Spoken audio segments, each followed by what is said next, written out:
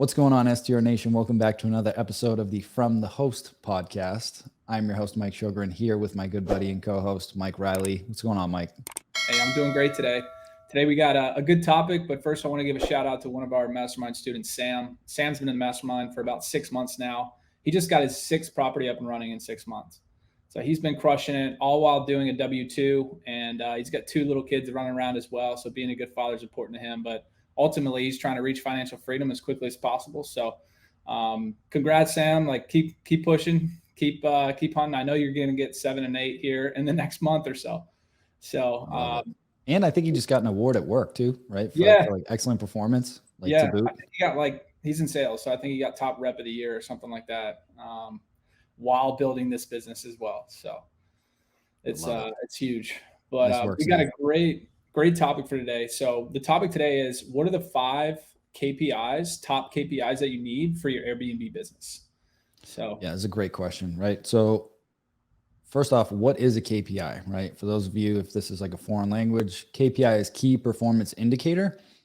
And it's really important to start establishing this from the beginning, because as you scale, this is how you're going to run your business. Right. This is what I look at every single week with my team. And it's how I know if we're on track or off track and if we need to make adjustments. All right. So I've jotted down some notes here. I've got more than 5, but I'm going to break it down and just keep it simple for you guys, especially as you're getting started or as you're just starting to scale. Top 5 KPIs that you want to look for in your Airbnb short-term rental business. First one's pretty obvious. You want to track your revenue. So what is your month to date revenue per property? And then I also look at it as a whole for the portfolio. But what's our current month to date revenue? And then I want to look 30, 60, 90 days out. So I'm not getting caught, next month of like, wow, like why don't we have any bookings? Or hey, why didn't we unblock these dates for whatever reason, right? So you want to know what your current month is, and then you want to look forward so that you can forecast, like, how are we looking 30, 60, 90 days down the line? All right. So that's the first major KPI. That one's pretty obvious. You want to know how much money you're bringing in. The second one is, what is your occupancy rate? All right. Same deal. How much upside do I have left this month and next month and the rest of the quarter? All right. Because your revenue is great, but it's also a blend of like, okay, if my revenue is 5,000 this month for this property and we're 100% booked, well, we're tapped out. But if we're at 5K in revenue and we're 60% booked, okay, like, can we make some tweaks, or what else can we do to push the rest of those bookings, maybe get it to 6, 7, 8, 9,000 to finish out the month? So you want to know how much upside you have left. Same thing for this month and the following month and the rest of the quarter, so that, again, you can forecast and start to predict a little bit more consistency in your revenue and your occupancy. The next one is your average daily rate. So what am I getting per night? Like, what am I charging consistently per night? And again, same deal. What is it this month? What is it next month? What is it average for the rest of the quarter? Because a lot of businesses are going to have seasonality with short-term rentals, right? In the summer months, it's typically hot season for everybody. Everybody's revenues through the roof.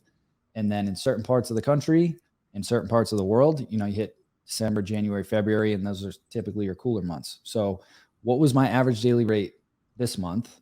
And once you start tracking these, then I can go back and say, all right, well, what was my occupancy? What was my revenue? What was my ADR last year? And how are we benchmarking against that now? So we want to start tracking that like consistently, month over month, week after week, so that like, are we on track and how are we doing compared to last year and the year before? So you want to make sure that you're tracking that data.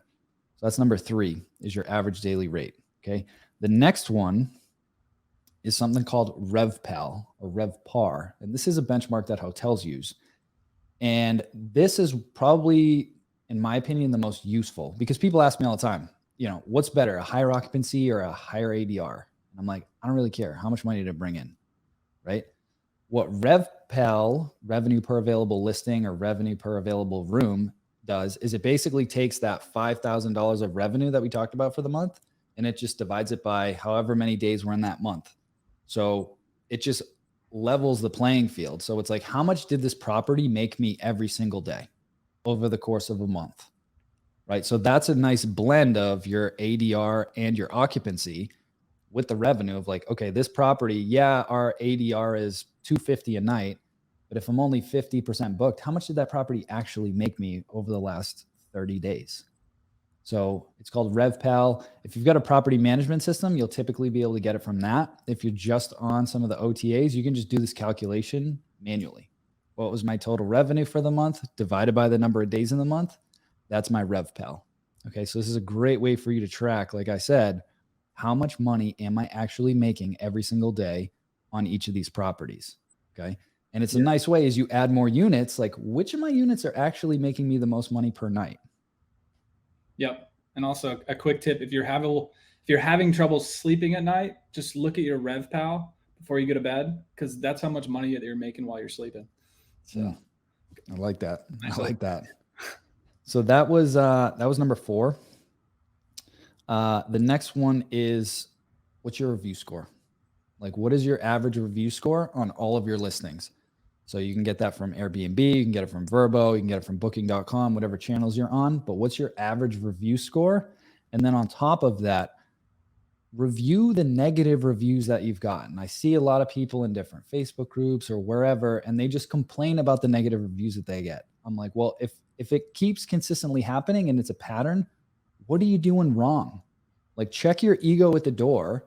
These are learning opportunities. Yes, every once in a while, you're going to get a guest that just loves to complain, but put your ego aside and like, do they have valid points? Like, was this an issue? Would I be annoyed with this? Will other guests be annoyed with this? And then fix it.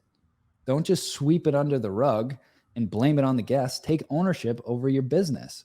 So pay attention to your reviews, pay attention to your review scores, right? Maintain those super host, premier host statuses on the platforms, because it's going to attract more people to you, right?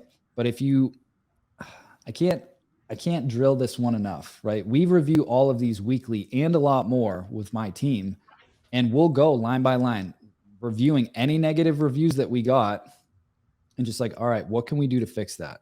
Or how do we prevent that from happening again? And use that as a learning tool, because if you're improving that every single week, your listing gets better and better and better and better and better. Even if you think it's something silly like, oh, guest gave me a negative review because I didn't have a can opener. Okay, that's a little aggressive for not having a can opener. But guess what? Go buy a freaking can opener. And now you won't have that issue anymore, right? So just pay attention to them and actually implement the learning lessons that you're getting from running your business. So just a quick recap. We got to be tracking our revenue, our occupancy, our average daily rate, our RevPAR, and our review scores. Those are like the minimums that you should be tracking, right? I'll give you guys a couple bonus ones that we like to track as well. What's your average length of stay? And what is your booking window? Like, how far in advance are people booking your property, and how long are they typically staying? Because when you start collecting that data and you start reviewing it, it's like, oh, that's good intel for you to actually dial in your pricing, right? I love Price Labs. I use them in our business. We recommend them. I'll put a link down below for a free trial for them. But without tracking that type of data over time, you're not getting the full benefit of the tool. Because as an example, one of our properties gets a ton of last minute bookings. Okay. If I didn't know that and I'm setting hyper aggressive discounts because I don't have anybody staying there tomorrow or the next day, I'm losing revenue, because this property, it gets a lot of corporate travel, a lot of local travel for people renovating houses or whatever. We get a lot of last minute bookings. If I wasn't paying attention to those, then my dynamic pricing is going to be off. Like, it's just going to be off, right? Where, the Florida place, people plan a Disney vacation 6, 9, 12, 18 months in advance. So if I'm not full, like next week, I probably should start discounting my rates to try and get a last minute booking in there, right? So you need to pay attention to those things. And then same thing with the average length of stay. If some of my more corporate properties, they have a lot of 1-night stays, 2-night stays, great. Then I'm not going to make the property a 3-night minimum.